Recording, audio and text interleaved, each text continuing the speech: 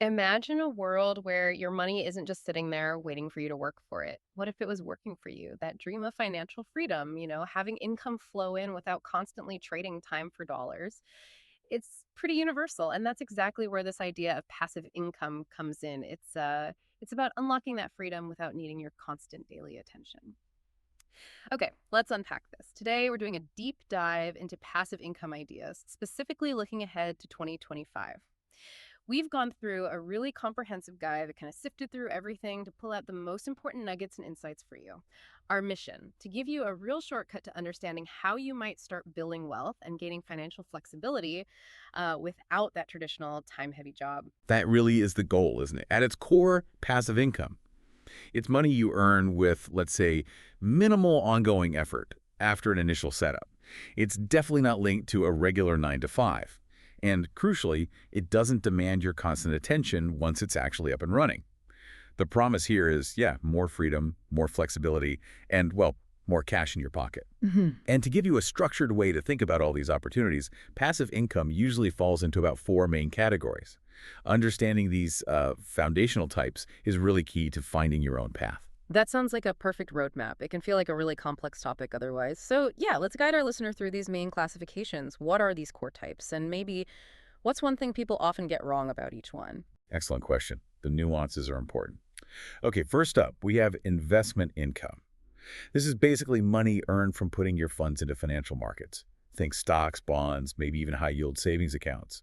The key here is it grows over time, often through interest or dividends, without you needing to manage it day to day. What people often misunderstand, they think it's only for the super rich. But actually, even small, consistent investments can compound dramatically over time. Right, that compounding effect. Exactly. Second, there's real estate income. This involves generating revenue from property like rentals or even just having a roommate. What's really powerful here is the potential to use leverage, third-party funds like mortgages, to acquire pretty significant assets. The common misconception, though, that it's truly passive right away.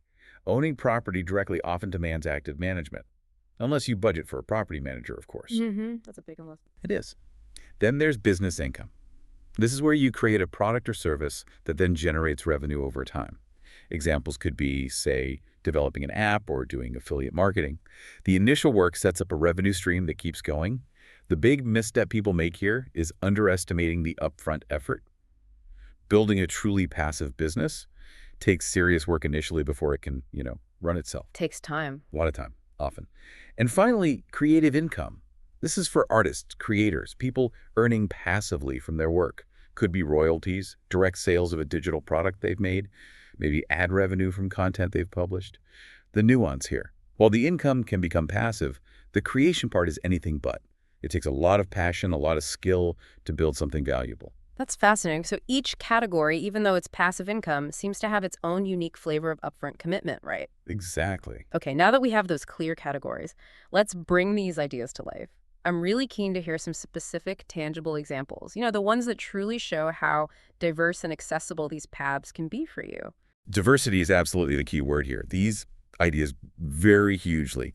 In terms of initial effort needed, the capital required, potential returns, the goal is always finding the right fit for you, what aligns with your skills, your resources, and yeah, your comfort with risk. Right. So let's dig into some concrete examples. For each, let's give folks a clear picture, how to start, maybe how much it pays, but also that crucial nugget, the real strategic takeaway. Okay, sounds good. Let's kick off with investment-based passive income. These are generally great for leveraging capital you already have and harnessing the power of compounding. First up, investment funds. Things like index funds or the S&P 500. These minimize risk because you're pooling your money with others to buy a whole bunch of different stocks. Diversification. The S&P 500 index, for instance, has averaged, about 8.43% annual return over the last 20 years. Yeah. And the real insight here isn't just the return number. It's understanding that this is one of the simplest, most consistently effective ways to get exposure to the whole U.S. economy's growth. You're basically leveraging the collective power of hundreds of America's biggest companies without having to pick individual winners. It makes it a foundational set-it-and-forget-it strategy, especially for long-term wealth. Okay, so how do you start that? Pretty straightforward. You'd open a brokerage account, do a bit of research on different funds, maybe talk to a financial advisor if you're unsure. Next, dividend stocks. This is a more traditional method. You earn a percentage of a company's profits, usually paid out quarterly. Dividend yields, they vary. Oil and lumber stocks average around 4.92%. Tech stocks may be closer to 3.2%. The strategic play with dividends. Creating a consistent income stream from established companies, you can reinvest those dividends to grow faster or just use the cash. And starting that is similar. Brokerage account. Yep. Research reliable companies, ones with a history of paying dividends, then open a brokerage account to buy shares. Then you've got bonds. When you buy a bond, you're essentially lending money, could be to a government, could be to a corporation, and they pay you interest. They're generally lower risk than stocks. You're typically looking at returns between, say, 2% and 5% annually. The insight with bonds is really about diversification and preserving capital. They add stability, predictable income. They balance out the ups and downs of stocks, making your whole portfolio a bit more resilient. Okay, and how do you get into bonds? You can investigate municipal bonds, corporate bonds. Again, you usually purchase them through a brokerage account. Now, a more entrepreneurial investment, by a website. Yeah, this involves acquiring an existing online business that's already making money, maybe through ads, affiliate links, product sales. Websites are generally bought for maybe 2 to 3 times their annual profit. So you could potentially see a return on your investment within just a few years. The strategic nugget here, you're buying an established asset. It already has traffic, already has revenue. This can mean quicker returns than trying to build something totally from scratch. Where do you even find websites for sale? There are marketplaces online, BizBeSell, Flippa. Those are a couple of big ones. You browse listings, find something that fits, then negotiate the terms. And for real estate, but without actually owning the property directly, there are REIT investments. That stands for Real Estate Investment Trusts. These are basically companies that own, operate, or finance income-producing real estate. Think of them like mutual funds, but for property. So you're investing in like apartment buildings or malls? Exactly. Or data centers, warehouses, all sorts. You invest in a portfolio of properties without the hassle of being a landlord. Plus, they trade like stocks on major exchanges, so they're liquid. You can often get started with as little as $500. And REITs typically yield maybe 4% to 10% in dividends. So a $10,000 investment could bring in $400 to $1,000 a year. And how do you start with REITs? You'd usually choose a REIT platform. Fundrise is a well-known one, for example. Wow, okay. That's an incredible range just within that investment category. It really shows how many different avenues there are. But what if you're looking to leverage assets you already have? Or maybe even just the cash sitting in your bank account? Let's shift gears to interest and property-based passive income. These often seem like they might need less capital to get started. You're absolutely right. These often leverage what you have, not just what you invest initially. First, maybe the simplest, high-yield savings accounts. They just offer a higher interest rate than your standard savings account. Your money accumulates interest over time, no extra effort needed. Some are offering over 4% APY right now. APY is annual percentage yield, so it includes compounding. Right, so your interest earns interest. Exactly. For instance, $10,000 sitting there at 4% APY earns you $400 in the first year, just for parking your money there. The Blinkist insight, if you like.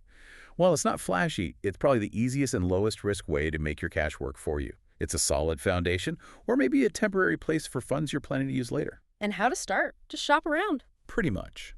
Check current interest rates at different banks, especially online banks, often offer better rates. Then there's peer-to-peer, PDP lending. This is where you lend money directly to individuals or small businesses through online platforms.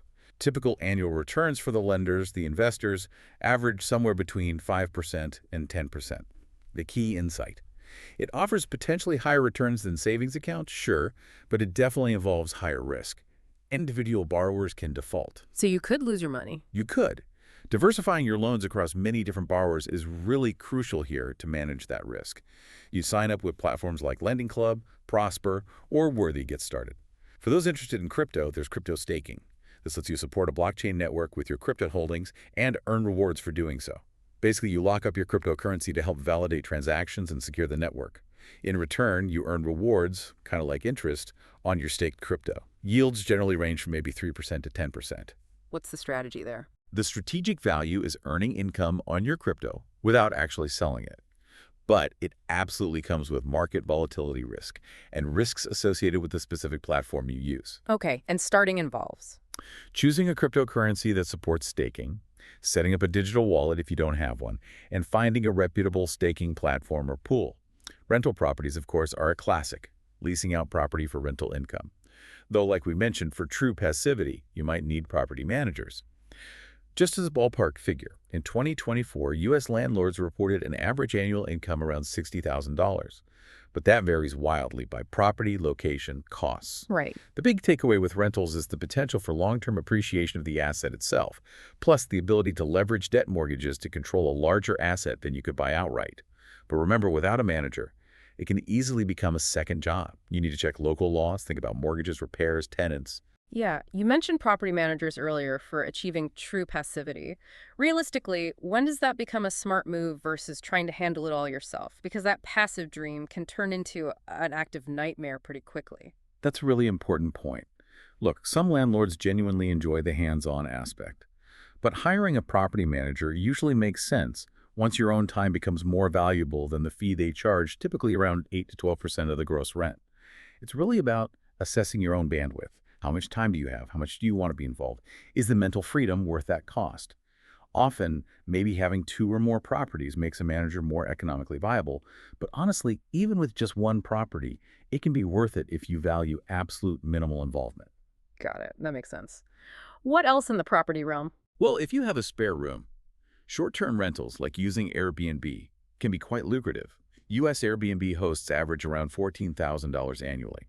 Some can bring in hundreds, even thousands per month, depending on location and demand. The nugget here is you're capitalizing on space you already have.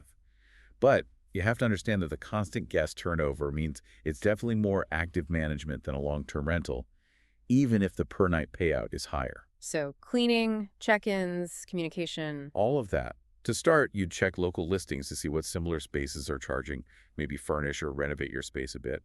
And finally, maybe the simplest property play. Unused base rentals.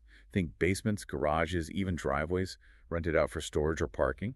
This could generate, maybe a few $100s per month.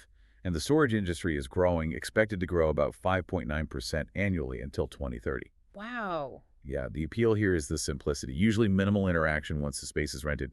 You're just turning unused square footage into income. How do you find renters for that? You could use classified ads, or there are platforms specifically for this now, like Neighbor or Peerspace. Okay, so that covers leveraging assets and interest. But what about people who want to leverage their skills or creativity, maybe without a lot of upfront capital? Because not everyone has a spare room or a big chunk of money to invest, but we all have talents, right? Absolutely. And that's where the product creation and marketing-based passive income ideas really shine. These often require more upfront time and skill rather than direct capital. But once they're established, they can generate significant income, and often they scale really well. Okay, like what? Digital products are a prime example. Think ebooks, templates, downloadable guides, maybe printables or PDFs. You create them once, right? Yeah. And then you can sell them over and over. High profit margins because there's no physical inventory, no shipping. It's definitely possible to earn over $2,000 a month selling these if you hit the right niche and market it well. The insight.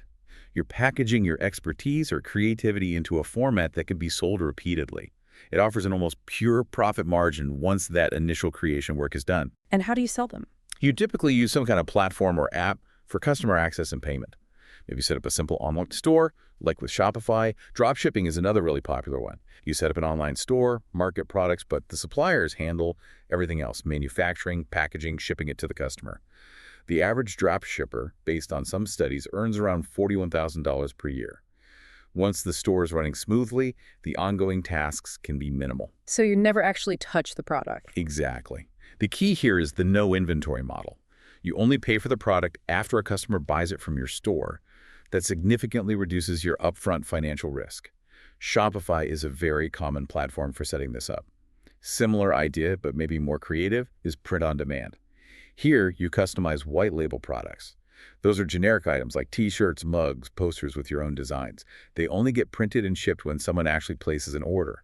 Successful sellers can earn anywhere from, say, $1,500 up to $10,000 a month, sometimes more. What's the strategic advantage there? It's a creative business, but without the inventory headache or upfront cost. You get to focus purely on creating appealing designs and marketing them. You choose a print-on-demand company to partner with, upload your designs, and start selling. Affiliate marketing. This is where you recommend other companies' products or services, and you earn a commission if someone buys through your unique referral link. It's generally low risk, very scalable. For example, Shopify affiliates earn $58 for every new user who signs up for a paid plan through their link. So you're leveraging your influencer audience. Precisely. The power lies in leveraging trust. If your audience trusts your recommendations, they'll buy, and you earn a commission without ever having to create the product yourself. You just become an affiliate for products or services that fit your niche or expertise. Creating online courses is huge right now. If you have expertise in a particular topic, you can create pre-recorded educational content and sell access to it. The average online course earns something like $3,000 over its lifetime, but successful ones can make much, much more. The insight is you're turning your knowledge into a digital asset. You can educate hundreds, maybe thousands of people, generating income from your intellectual property 24/7. What's the process? You'd outline the course, record the video lessons, create maybe some downloadable worksheets or assets, and then host it on a platform like Teachable or Kajabi. Blogging. It's been around a while, but it's still a really stable passive income model if done right. Established blogs can generate, well, upwards of $30,000 per month, sometimes much more. They do this through a mix of things: ads, affiliate links, sponsored posts, selling their own products. It seems like a lot of work up front, though. Oh, absolutely. The strategic play with blogging is building a dedicated audience around a specific niche topic. Then you monetize that attention. It's definitely a marathon, not a sprint. But the long-term payoff can be substantial if you stick with it. You need to find your niche, plan how you'll make money from the start. Starting a YouTube channel. Similar to blogging, in some ways, significant upfront effort. But the income potential is high. You earn primarily from ads shown on your videos. Estimates are often around 1 to 3 cents per ad view, but it varies hugely. Plus, sponsorships, affiliate sales, merchandise. The deep insight here, it's the power of compounding content. Every video you upload keeps working for you, potentially for years, attracting viewers and generating revenue long after you get published. So consistency is key there, too. Absolutely. You need to optimize your content, build that audience over time. And finally, digital designs. Selling things like website themes, logos, presentation templates, illustrations, custom fonts. You can sell these on marketplaces like 99 Designs, Theme Forest, Creative Market. Top sellers on Creative Market, for example, reportedly earn 6 figures annually. Wow. Yeah, this is about leveraging your artistic or design skills. You create digital assets that can be sold again and again without you having to recreate them for each customer. You can even use tools like Canva to create simpler designs if you're not a pro graphic designer. That's amazing. And I think you mentioned even for those of us who might have a car that's not always in use, there are car-related passive income streams. That just shows the sheer breadth of options here. It really does. Yes, absolutely. You can use services like Turo for car rentals, basically renting out your own vehicle when you're not using it. It's possible to make several $100s per month doing this. What's the strategy behind that? It's pure optimization of an existing asset. Your car often sits idle, right? This turns that idle time, that depreciation, into actual income. You just need to check if your car qualifies for the platform, like Turo has an eligible list. Or you could consider vehicle ads. There are companies that will pay you to wrap your car or parts of it in advertising. Drivers can make up to maybe $450 per month using platforms like Rapify. The earnings usually depend on how many miles you drive and how much of your car is covered by the ad. So you get paid for driving you were going to do anyway. Exactly. The beauty of this one is it literally pays you for something you're already doing. You just sign up with a platform like Covertise or Rapify, and they match you with advertisers. Okay, this is an incredible menu of options we've just gone through. So with all of that, what does this mean for you, the listener, as you consider which path to take? With so many choices, how do you possibly decide where to start? And maybe even more importantly, how do you manage these streams once you get them going? Yeah, that really is the most crucial question, isn't it? And it all comes back to self-assessment and strategic alignment. First, you absolutely have to assess your skills and resources. What talents do you already have? Are you a great writer? A numbers person? Good with people? Good at organizing? And realistically, how much time and how much money can you actually invest up front? If you have more time than money, maybe creating a digital product or starting dropshipping makes sense. If you have capital, maybe investments or rentals are a better starting point. Makes sense. What else? Then evaluate your financial goals. What are you actually trying to achieve here? Are you just trying to cover a small hobby expense, save up for a vacation? Or are you aiming to replace your full-time income eventually? Your goals will massively influence the scale and the type of passive income streams you should pursue. You can't chase a $5,000 a month dream with a $50 a month kind of effort, Right. Be realistic. Totally. Also, consider the time commitments. Some of these ideas we talked about, like starting a YouTube channel or building an online course, they require a lot of upfront time, months, maybe even years of consistent work before they really start generating significant passive income. Others, like opening a high-yield savings account or investing in an S&P 500 index fund, you can literally start in minutes. So manage expectations on timing. Absolutely. And my advice, always, is to start small, monitor, and adjust. Don't try to do everything at once. You'll just get overwhelmed. Pick one idea that seems like a good fit, dive in, learn its nuances, work on refining it. Once you have some initial success, then maybe think about adding a second stream. That iterative process, learning as you go, is key. Okay. And you touched on this, but maybe clarify the no money versus with money options again. Sure. If you're starting without much money, you're primarily going to leverage your skills and your time. So that's things like dropshipping, print on demand, creating digital products, online courses, blogging, affiliate marketing. Also selling stock photos, becoming a social media influencer if you build a following, maybe developing niche job boards or simple mobile apps, earning royalties from creative work, doing audiobook narration, even creating and selling complex spreadsheet templates. These paths are about building intellectual or creative assets first. Got it. And with money. If you do have initial capital to invest, you can look at opportunities that potentially offer higher returns by leveraging that money directly. So that includes rental properties, stock market investments like funds or dividend stocks, renting out a spare room or your car, also peer-to-peer lending, buying and selling websites, maybe funding a YouTube channel, though that needs skill too, investing in REITs, startup investments if you have a high-risk tolerance, renting unused space, maybe even things like vending machines, high-yield savings accounts, or renting out parking spaces.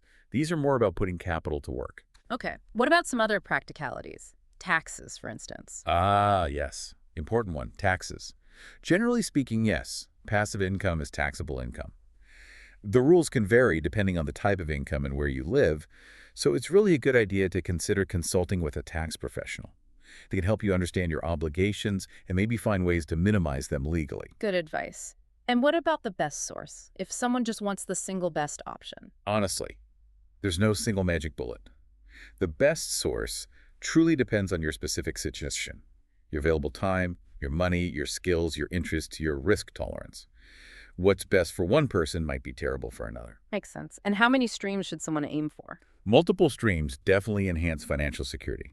Reduces your reliance on any single source, right? If one stream dries up temporarily, others can cushion the blow. I think starting with maybe 2 or 3 can be very manageable once you get the hang of the first one. Okay, let's talk numbers. Say someone wants to make $1,000 a month passively. What's the insight there? For hitting a specific target like $1,000 a month, the real insight is often about diversification.